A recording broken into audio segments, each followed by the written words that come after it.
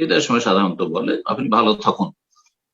তো এটা শিরক হবে, একজন শাইখ বলেছে, না ভুল বলেছে। এই শিরক এত ডাল ভাত নয় যে কথায় কথায় শিরক, কথায় কথায় শিরক।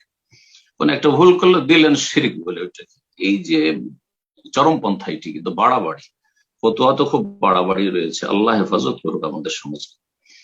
তো কথা হচ্ছে আপনি ভালো থাকুন, তার উদ্দেশ্যটা কি? তার উদ্দেশ্য আসলে এই কথাটি বলার উদ্দেশ্যটাকে এটা দেখতে হবে। সে নিজে ভালো রাখার ক্ষমতা রাখে এই কথা বলতে চাইছে? কখনো না, কোশ্চেন কালো না। যেই ব্যক্তি বলছে, একটা অমুসলিমও যদি বলে আপনি ভালো থাকুন, তার মানে এই নয় যে আমি আপনাকে ভালো রাখতে পারবো, বরং উদ্দেশ্য হচ্ছে আপনাকে আল্লাহ যেন ভালো রাখে। আপনি ভালো থাকুন মানে আমার মনের আকাঙ্ক্ষা যে আপনি ভালো, আমি চাই অন্তর থেকে যে আপনি ভালো থাকুন, আর আল্লাহর কাছে চাই যে আপনি ভালো থাকুন, তাহলে জায়েজ আছে। প্রতিটি কথা একটা ব্যাখ্যা করতে হবে। তো এই ব্যাখ্যা যদি হয় তাহলে কোনো আপত্তি নেই। আল্লাহ আপনাকে ভালো রাখেন। হ্যাঁ।